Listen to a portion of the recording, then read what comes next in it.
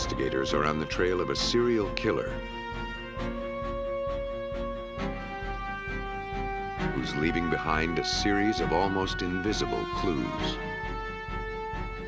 In Maine, police depend on a few paltry fibers to sew up a case against a deadly rapist. The evidence is in hand, but they have nothing to compare it against. Florida investigators confront a fast car, a fatal accident, an unlikely story. Can forensic scientists use fibers from the crash scene to find out what really happened? Tiny filaments, practically invisible to the naked eye, are the key to solving these crimes. In the lab, scientists can weave the truth from the shreds of evidence.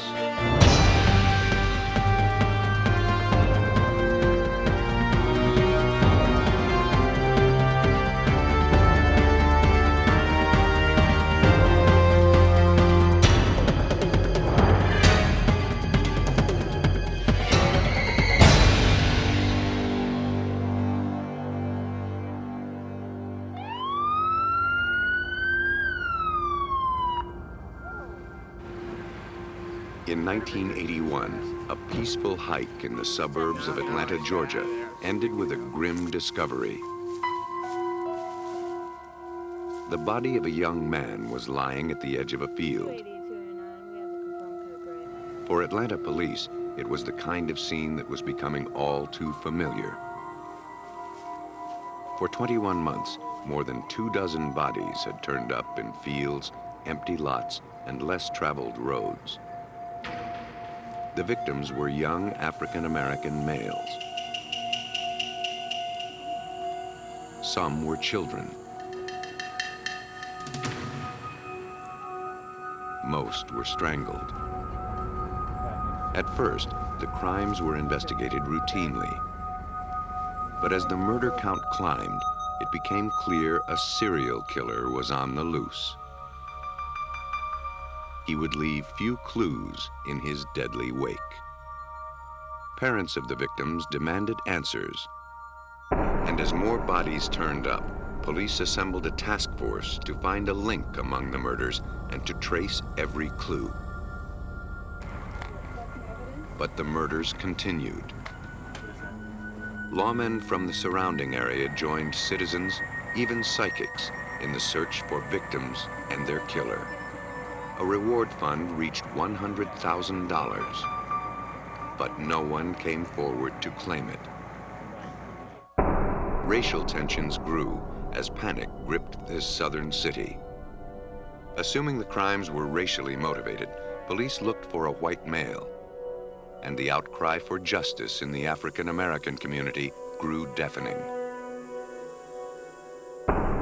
As the death toll climbed past 20, investigators hoped it was only a matter of time before they caught the killer.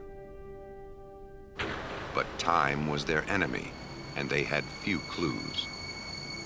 At the Georgia Bureau of Investigation, microanalyst Larry Peterson set his sights on the almost invisible clues known as trace evidence. I began applying more or less full-time efforts into looking at the cases individually and also comparing them to see if they were related.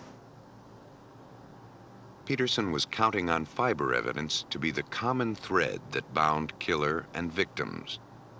By their nature, fibers are easy to pick up, hard to brush off. They provide a nearly invisible record of every place a person visits. By the same token, every victim was literally covered in hundreds of fibers, most of them meaningless. To find out which strands were important required a concentrated effort. Each fiber collected from one victim had to be visually compared against hundreds pulled from the next. Multiply that by 20 victims, and investigators were examining hundreds of thousands of fibers. The task could easily stretch into months. It's hard to determine automatically what bits of material are important that could be from, let's say, a killer's environment, what bits of material is from the victim's own home, from places that they frequent. Using a stereo microscope that renders the fiber evidence in 3 dimensions, Peterson analyzed fibers culled from the crime scenes and during autopsies. Their length, shape, and texture suggested some were from a household carpet, others were from an automobile. I was still looking for any other kind of evidence that may link different cases together, in addition to the ones I had already found. After scanning hundreds of samples, Peterson singled out fibers with similar characteristics. On most of the bodies, he kept coming across purple acetate fibers, as well as yellow-green fibers that appeared to be from a carpet. As the evidence began to accumulate, he needed more specialized microscopes. To see if they were from the same source, he placed the carpet fibers on a high-magnification comparison microscope. It allowed him to compare the fibers side by side. Their colors and shapes matched. Peterson was encouraged. Perhaps that was the link he needed. He now had proof that all the victims were connected in some way, and that they were probably killed by the same person. If he could figure out where the fibers came from, he could catch the killer. Fortunately, the fiber had an unusual structure. If he could locate its manufacturer, he'd be that much closer to solving the case. That required comparing the fiber against the hundreds of samples submitted by carpet manufacturers, an interminable and painstaking job that would add more weeks to the investigation. He couldn't do it alone. Hal Deadman, the FBI's master microanalyst, signed on to help. My initial role was to assist the Georgia Crime Laboratory in attempting to identify these fibers, to see if the manufacturer of these fibers could be identified. While the search for the elusive fiber wore on, young men and boys were dying. And Atlanta was scared. As the city's anguish continued, Hyde Post of the Atlanta Journal covered the story. The mood of the city during most of the investigation was a real strong feeling of helplessness. Desperate for leads, Atlanta police canvassed victims' neighborhoods and streets near where bodies were found.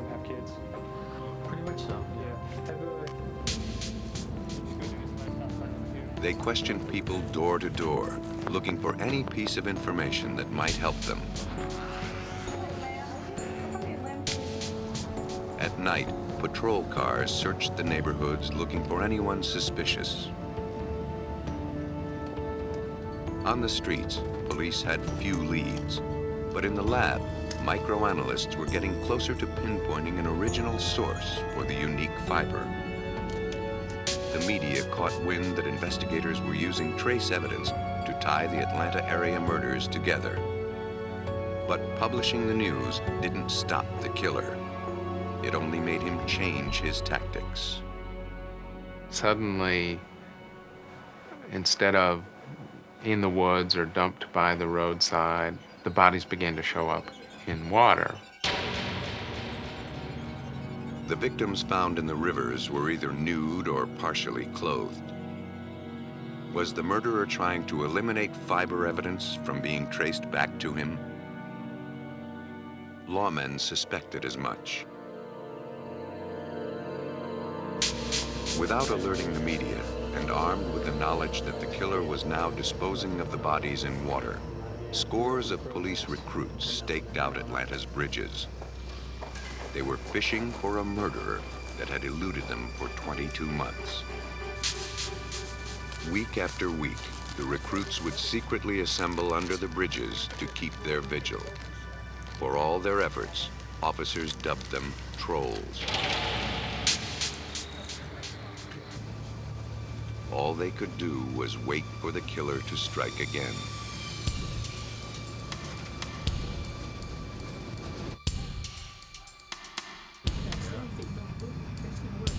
Around 2 a.m. on May 22, 1981,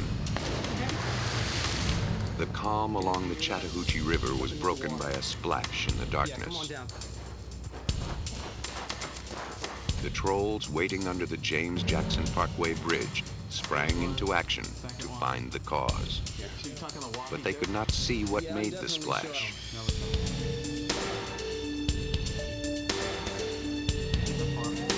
They radioed to nearby officers who intercepted a station wagon and questioned the driver.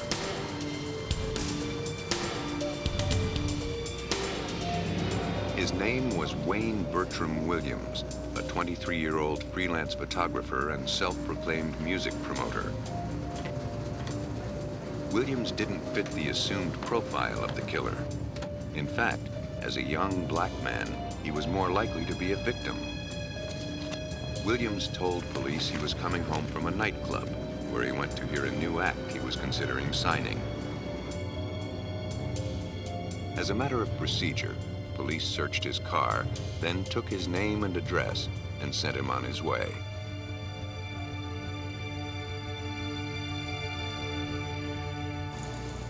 Two days later, the body of 27-year-old Nathaniel Cater surfaced in the Chattahoochee River, downstream from the James Jackson Parkway Bridge. Cater, a black male whom the medical examiners determined had been strangled, fit the profile of the victims murdered in the months before. He'd been dead an estimated 2 days. The trace evidence collected from Cater's body was sent to Peterson.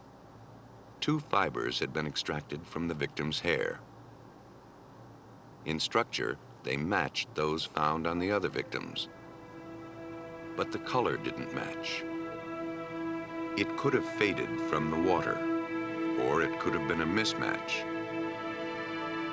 But viewing the fibers under polarized light revealed the structure of the fibers to be identical. Police decided to take a second look at Wayne Williams. After an interview and background check, a picture of Williams developed. He was a pampered only child, a college dropout at age 19. No one had seen him at the club he said he was at the night police stopped him on the bridge. Caught in this one lie, his alibi crumbled. Williams now became their chief suspect. They obtained search warrants for his house and car. Williams, feeling he had been wrongly accused because of his race, held a news conference to proclaim his innocence. But he didn't allow the press to take pictures. They openly said, "You killed Nathaniel Cater, and you know it, and you're lying to us." They said that. Some members of the African-American community also found it hard to believe that Williams could be considered a suspect. I think it was very difficult for the community to believe that an African-American might have committed these crimes, that an African-American had gone about systematically killing other African-Americans. There was no history of black serial killers. Serial killers is a middle-aged white guy thing, or seemed to have been, and this ran counter to that pattern.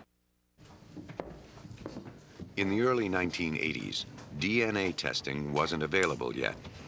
All that forensic investigators had to go on were these small fibers. The strands seemed to point to Williams' guilt. His house was covered with yellowish-green carpet. Peterson collected as many fiber samples as he could. He also collected dog hairs and fibers from a purplish bedspread and from the trunk liner and glove compartment of Williams' car. Inside these bags of evidence could lie the key to catching the murderer. Peterson was hopeful that fibers from Williams' house would match fibers from the victim's clothing. Took the evidence back immediately to the laboratory that very evening and mounted some of the samples up to see, does this have any potential or not? Let's just kind of see right away.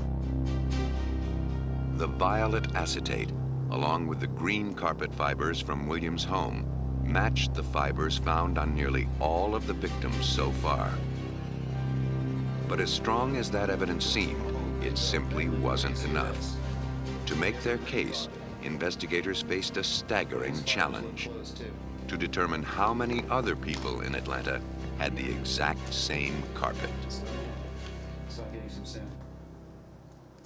Based on the fiber evidence, Wayne Williams now looked like a strong suspect in the Atlanta murders.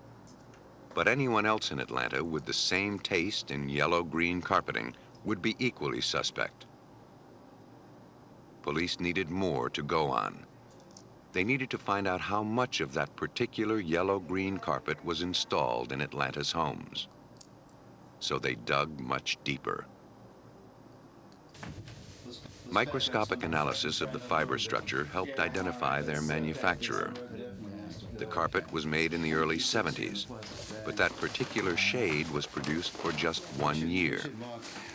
A little more than 16,000 yards of the carpet had ever been sold in the Southeast. In Atlanta, the calculated odds that someone owned the same kind of carpet as Williams were less than 1 in 8,000. The evidence was stacking against Williams, but not nearly enough to win a conviction. To narrow the field, investigators compared automobile carpet fibers found on some of the victims to the rug in Williams' car.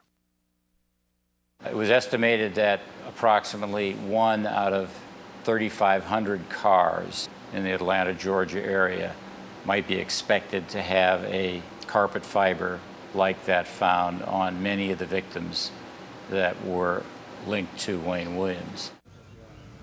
Put another way, the victims would have had to randomly visit 3,500 cars plus nearly 8,000 homes in order to pick up both fibers. The odds of that happening randomly were 1 in more than 29 million. Add to that the purple acetate fiber from the bedspread, and it became nearly impossible that the victims could have picked up these 3 fibers someplace else. The numbers didn't lie. Williams was arrested. To forensic scientists, the fiber evidence was overwhelming. To a panel of jurors, it might be confusing. We wrote a story at the beginning of the trial that the prosecution's strongest case, strongest evidence, could be contained in a thimble. More than just Williams was on trial. Prosecutors knew that the science that led to his arrest would also be scrutinized. The defense would do everything it could to snarl their credibility. If you do enough searches and you find another environment where there's that same green carpet, what are the odds that there will be an automobile that had the same floorboard carpeting, or that the family would possess the same blanket and bedspread and throw rugs and clothing items? That's really the key. That combination cannot exist. On February 27, 1982, Wayne Williams was found guilty of killing 2 men. The jury deliberated 11 hours. 10 other murders were definitely linked to him during the trial, and the task force closed the books on 27 murder cases between 1978 and 1981, connecting them to Williams on the same fiber evidence. The Wayne Williams case was the first time a crime was solved solely on the basis of fibers. The amount and variety of fibers found on Williams' victims snared him in a net of evidence. But in a case in Maine, investigators had far less to catch a killer. November 30th, 1990 was a brutal day in northern Maine.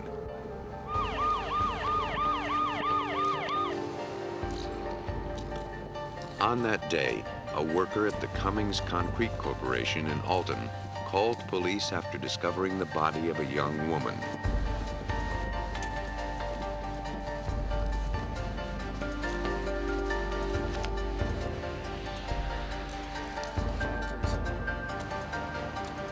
The victim was face down.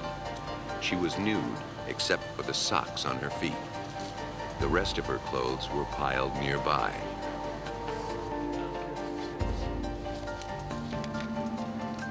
Police on the scene contacted Detective Ed Thorne of the nearby Bangor Police Department. They knew he was working on a month-old missing persons case, and the victim fit the description of the missing woman. The State Police Mobile Crime Lab was called in. Investigators were on the trail of a killer. Potentially important clues like tire tracks or footprints had to be quickly gathered before someone accidentally or intentionally destroyed the evidence. Maine State Police crime scene investigator Craig Hanley supervised collection of evidence. According to Hanley, the very act of arriving on a crime scene can compromise the minute evidence. If the crime scene is not properly secured, we end up with contamination or inadvertent contamination, sometimes by the officers themselves. It's very important for us to interview the first responders and to find out exactly where they walked, what they touched, what they moved, and what they removed. And if they've done the job properly, they should have everything noted so they can explain this to us. There's nothing better than for a crime scene investigator to arrive on the scene and find it in a very good condition. The scene's original condition was recorded on film, and notes were jotted down on paper. Soil samples and debris were collected. In a case that might hinge on microscopic evidence, there was no way of knowing what might become important. Investigators had two questions before them. Who was the victim, and who killed her? The body was taken to the medical examiner's office, where an autopsy was performed and a positive ID could be made. Her clothing and physical features matched those of 18-year-old Lisa Garland, the missing woman that Thorne had been searching for. She had been reported missing 1 month earlier. The medical examiner later confirmed her identification through fingerprints. Garland was last seen around 1 a.m. on October 27th, leaving the convenience store where she worked. She lived only a short distance away.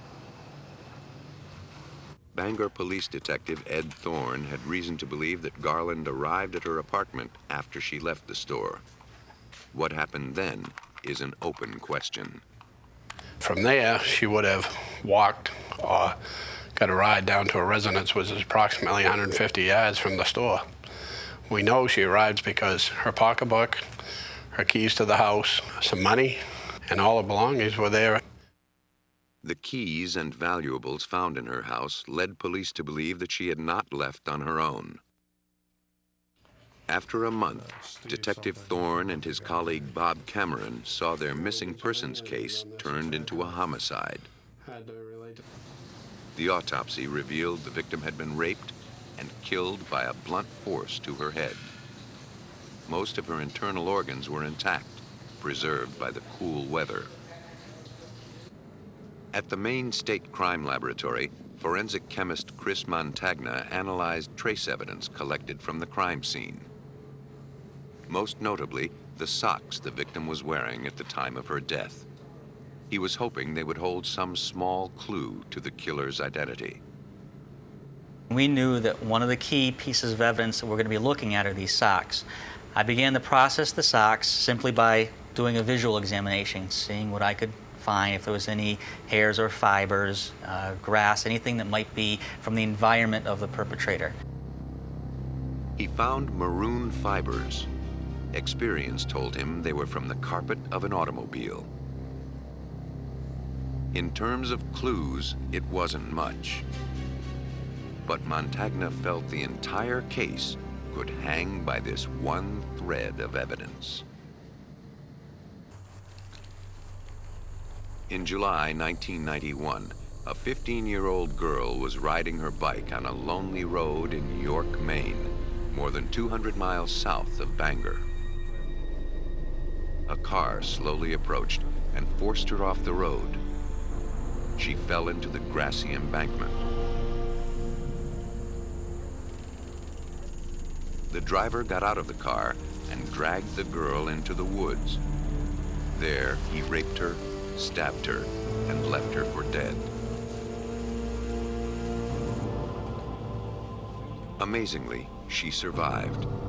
After her attacker left, she found her way to a neighbor's house where she called for help. At the York Police Department, she picked out her attacker from the mugshot file. The suspect was a convicted rapist named David Fleming, who had been released from prison just 9 months earlier. In a state as quiet as Maine, news of violent crime spreads fast.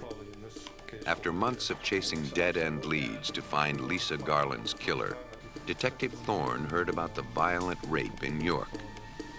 Bangor police became interested in David Fleming. Just maybe he had something to do with Lisa Garland's death. In York, DNA taken from the rape victim matched Fleming's DNA.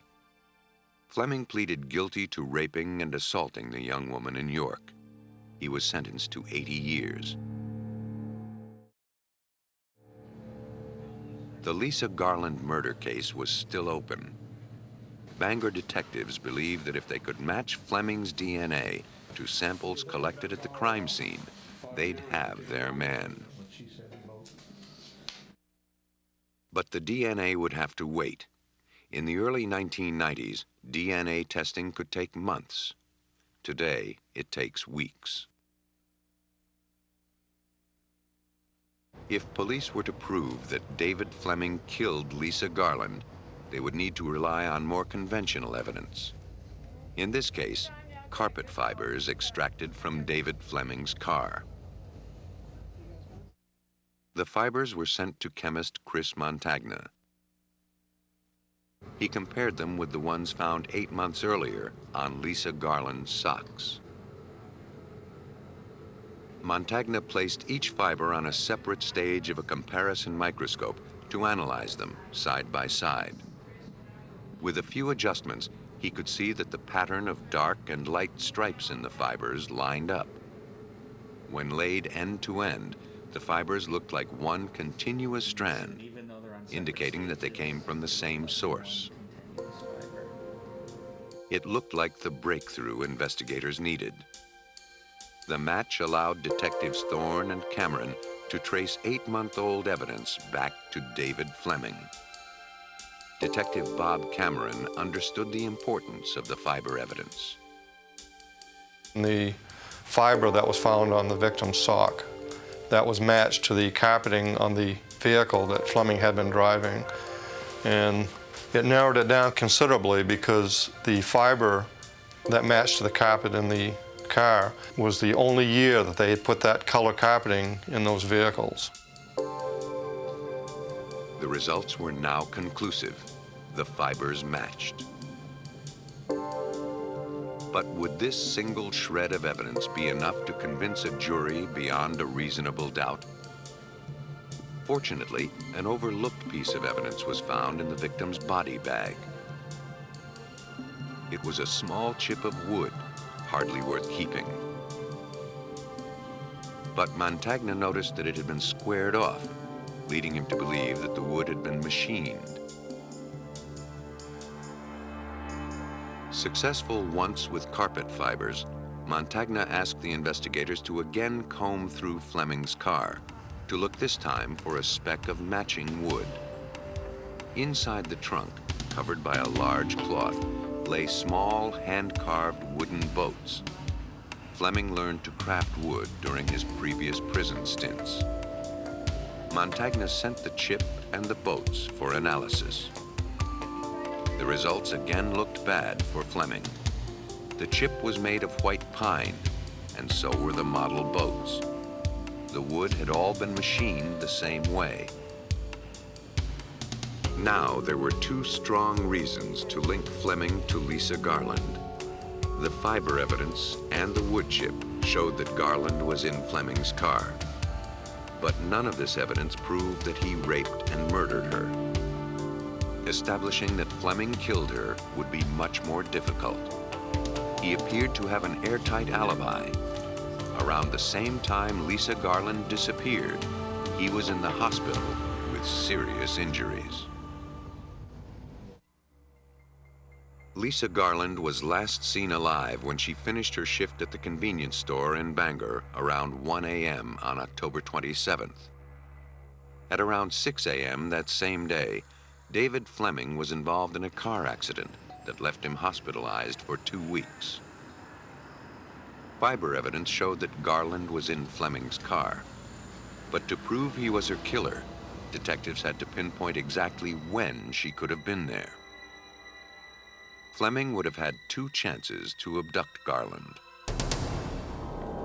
The first was in the 5 hours between the time she disappeared and the time he had his accident. The second was the 2-week period between Fleming's release from the hospital and when Garland's body was found.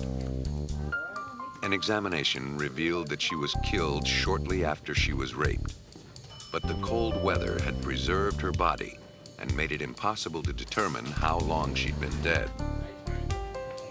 Police knew she could not have been in Fleming's car while he was in the hospital and the car was being repaired. So if they could prove she was dead before Fleming was hospitalized, it would mean that Fleming was her killer. Police needed some way of narrowing the time frame.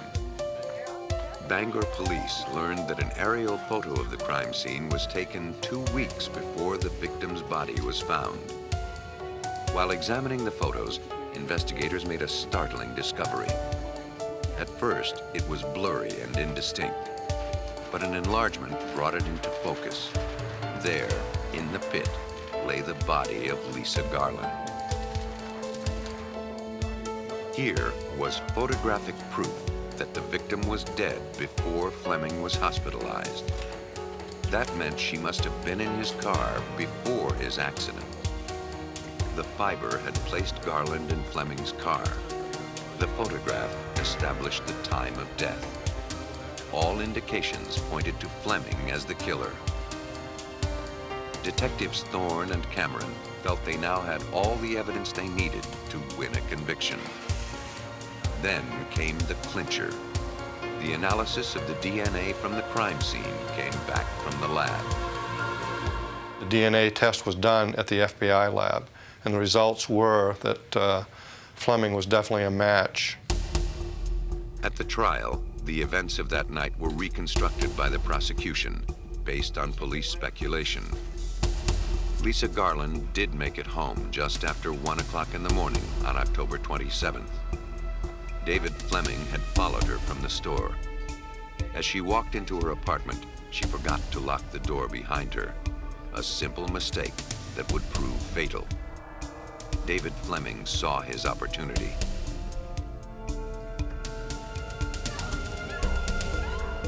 He then went into her apartment. It's not clear where he committed the crime, but fiber evidence proved that Garland's body was in Fleming's Delta 88 before he dumped it by the sand pit in the town of Alton. Fleming then returned home, where his girlfriend remembered him walking in around 3 o'clock in the morning. She recalled him not sleeping soundly and leaving around 5 a.m.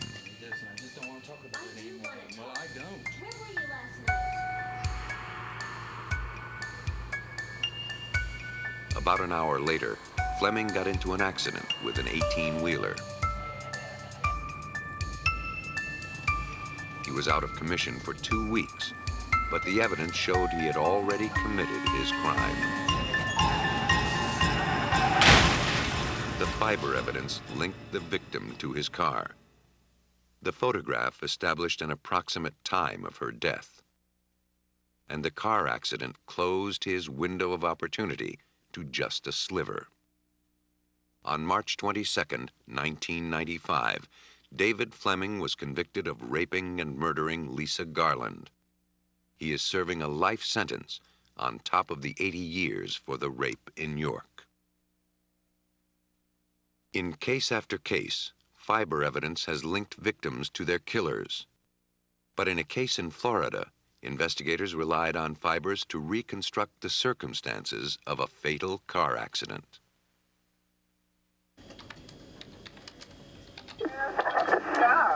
911 was emergency. Yes, some man just knocked on my door. He says he's had an accident and he thinks his friend's dead.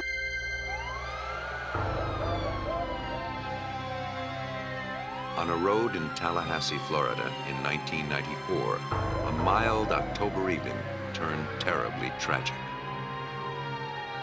Strewn among broken beer bottles, snapped tree limbs, and mangled car parts lay the lifeless body of 30-year-old Michael Manella.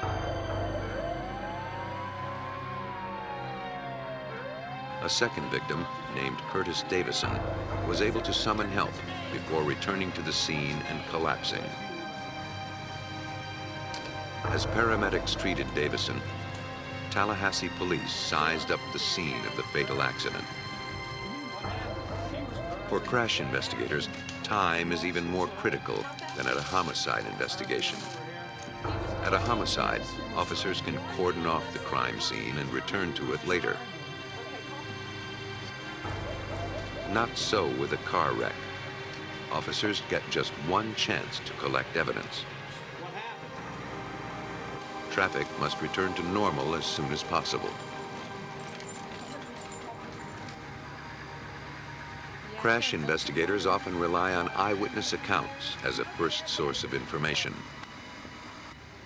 But no one had seen this late-night crash. No one other than survivor Curtis Davidson, and he was in no condition to make a statement. Crash homicide investigator Mike Walker had to rely on preliminary judgments based on the evidence he saw at the accident scene. And what really struck me immediately was the passenger side of the vehicle was totally destroyed. The passenger door was nearly torn off the vehicle. We had an intact driver's side of the vehicle. To Walker, that meant the passenger of the car would have sustained the most severe injuries. It was doubtful he could have survived, let alone walk away from the crash. But Davidson told police he was the passenger. By some fluke, that may have been true. But could it be possible that Davidson was lying to avoid being prosecuted for his friend's death? It was Walker's job to find out the truth. Investigators questioned anyone who might have seen the men before the crash. Witnesses told police that the two met at a local bar after work, where they had several drinks. They were then seen in another bar later that evening. Around 1 a.m., they left the bar and drove off together. But no one saw them get into the car. Without any witness, the detectives would have to rely on forensics to tell them who was driving. They first had to determine all they could about the crash and what factors were involved, like how fast the car was traveling. Returning to the crime scene the next morning, Walker and his partner, David Folsome, found the clues they needed. The 300ZX suspect vehicle was traveling northbound on this road. As it rounded the curve, he began to lose control.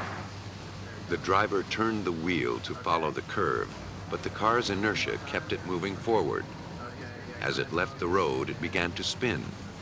Then it hit a tree. The vehicle continued sliding sideways, striking another tree. As it struck the other tree, it went airborne approximately 40 feet, landing back in the road. When a fast-moving vehicle changes direction, the tires slide sideways, leaving scuff marks on the road. By measuring these marks, called critical speed scuffs, and factoring in the friction of the road surface, investigators can calculate how fast the car was moving as it sped out of control. The measurements from the critical speed scuff indicated that the vehicle was traveling at 89 to 96 miles per hour.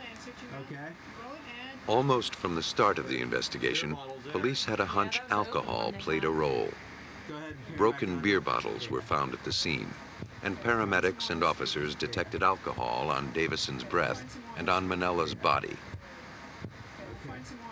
If Davidson was the driver, and was under the influence at the time, investigators needed to test his blood alcohol level, and quickly. A blood sample was taken within 2 hours of the crash. So what time did you start? It's very important that once we establish that there's suspicion that he is the driver of a vehicle, then we have to obtain a blood sample because alcohol dissipates from the system. Walker and Folsome ordered the blood work that morning. The sample was taken to the Florida Department of Law Enforcement Crime Lab to determine its alcohol level. First, the analyst takes a carefully measured portion of the blood she wants to test and places it into a clean, labeled vial. The alcohol in the blood is volatile. As the blood is shaken, it evaporates into the air or headspace of the vial. It's the components of the blood in the headspace and not the blood itself that's tested. The gas in the headspace is drawn into a chromatograph, which identifies its components and their concentration.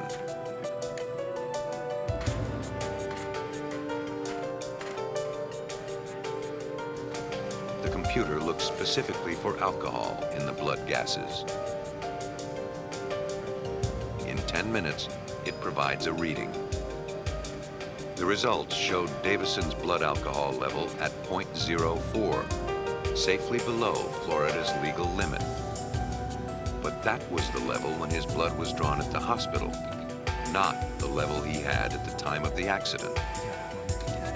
Because alcohol dissipates from the bloodstream at a consistent rate, the analyst can calculate what the level was 2 hours earlier when the accident occurred. Davidson's level at the time of the crash was estimated to be between 0.06 and 0.08. In Florida, a level as low as 0.051 can be considered driving under the influence. But investigators still had to prove that he was behind the wheel. Back at his office, Walker pored over the accident scene photos and compared them to his notes. Parts of Davidson's story weren't adding up. First was the car's restraining system.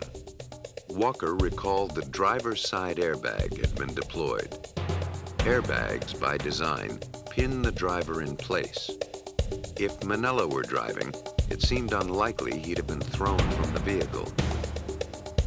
Yet his body was found some 50 feet from where the car came to rest. On the other hand, the passenger's side seatbelt looked like it hadn't even been used. Whoever sat here could have been thrown. One more clue aroused suspicion. A bloody handprint on the outside of the driver's side door. It was too smudged to read, but it seemed likely it was made when the driver exited the car after the accident. But according to Folsome, the evidence could be misleading. Now, traditionally, we cannot say that just because there's a bloody handprint that someone driving that car put it there because there's such thing as scene contamination. One of the rescue personnel or one of the police officers could have done it. But it was enough to spur suspicion as to who was actually the driver, the deceased or the survivor. By themselves, the evidence of a bloody handprint, minor injuries, and an unused seatbelt meant very little. Taken together, they created serious doubt about Davidson's story. Davidson, however, was sticking to it, insisting that he was the passenger. The definitive version of the tale would be told in the lab. Investigators faced no shortage of clues about the car crash that claimed a man's life. The trick was to make sense of them. Crash investigator Mike Walker had the wreck towed to a secure impound facility for analysis. Ward Schwob is an analyst at the Department of Law Enforcement lab. One of the parts of my job as a crime scene analyst is to go and examine a vehicle without any outside influences. A lot of the times I'll go and look at the vehicle itself and try not to learn any of the particulars about the case. I'll take an objective view of the vehicle, see what I can determine, see what the evidence tells me. To piece together the particulars, he began with the driver's side seatbelt, fastening it in a position as if someone were wearing it. He noticed spots on the seatbelt near the door. They tested positive for human blood. That indicated the seatbelt was probably worn at the time of the crash. It also meant that whoever wore it was probably not ejected from the car. Signs again pointed to Davidson. The evidence was suggestive, but slippery.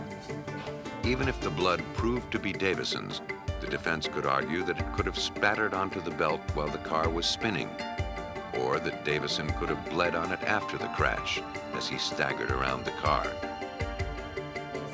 To seal this case, investigators needed to find evidence that fit 3 criteria. First, the evidence could be left only at the moment of impact. Second, it had to be unique to the individual who left it. And third, it had to prove where that person was sitting in the car. Investigators depended on fibers to meet those criteria, and they depended on Regional Crime Lab microanalyst Paula Sauer to read them. Detectives Walker and Folsome gave Sauer several pieces of material evidence collected from the accident scene, including a dashboard with 2 dents in it and clothing worn by the victims. The dents in the dash were on the passenger's side. It was presumed they were caused by contact with the passenger's knees. Remarkably, the force of the crash created so much frictional heat that woven patterns and fibers were actually melted into the vinyl. There were fibers, numerous fibers embedded in the dashboard area that would be directly in front of the passenger seat. These fibers were microscopically consistent with the fibers composing Manella's pants. The evidence seemed to indicate that Manella was in the passenger's seat. But Sauer wouldn't stop there. She scrutinized every piece of evidence to be certain her results were consistent. She turned her attention to strands of human hair and synthetic fibers gathered from the cracks of the passenger side of the windshield. Michael Manella wore a hairpiece composed of both human hair and synthetic fibers. If the fibers from his hairpiece matched those in the windshield, it would strengthen the argument that he was the passenger and that Davidson, the survivor of the crash, was driving. An inspection of the synthetic hairs using a high-power comparison microscope suggested the fibers in the windshield matched those in Manella's hairpiece. But analyzing these fibers required more than a visual inspection because of the small size of their molecules. To complete her comparison, Sauer used an instrument called a Fourier transform infrared spectrometer, or FTIR. It is an instrument that is used to determine the generic class of synthetic fibers. By generic class, I mean whether it's nylon, polyester, acrylic, and this technique is very effective in that manner because it's actually looking at the molecules that are making up those fibers, so it can give you an exact identification. The characteristics of both fibers were displayed on a computer. The red lines represent fibers from the hairpiece.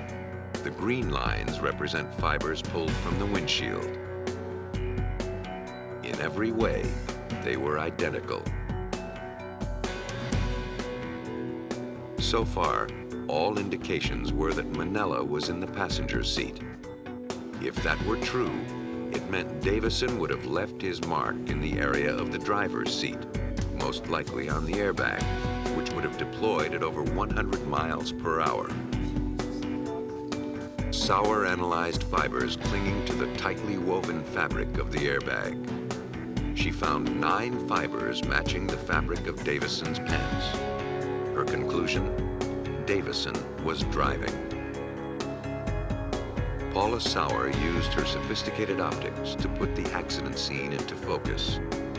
Not only had she placed Manella in the passenger seat, but also determined that Davison was the driver. The evidence was handed over to the state's attorney, who showed in court that Davison lied about the events that unfolded in the early morning hours of October 6, 1994.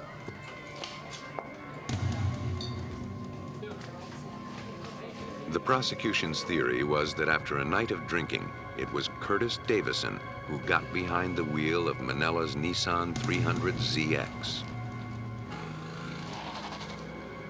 Anxious to test the sports car's power, Davidson put it in high gear, racing down the tree-lined two-lane road. Ignoring the 35-mile-per-hour signs, Davidson climbed toward 90. Then the narrow road started to curve, and Davidson lost control. No longer heeding the steering wheel, the car slid sideways and careened off an oak tree. Michael Manella, in the passenger seat, was thrown from the vehicle. He wasn't wearing a seatbelt.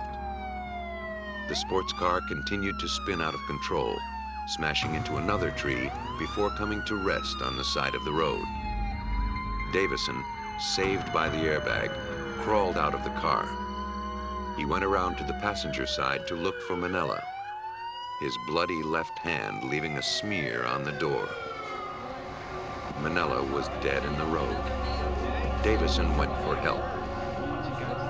A Tallahassee jury took just 10 minutes to find Davison guilty of manslaughter by culpable negligence. He was sentenced to 7 years. The analysis of tiny fibers, traces of evidence found in ordinary items, turned the tables on 3 men who denied any involvement in their respective crimes. The ability of forensic scientists to pinpoint the makeup of fiber down to the most microscopic detail allows prosecutors to tear alibis into shreds of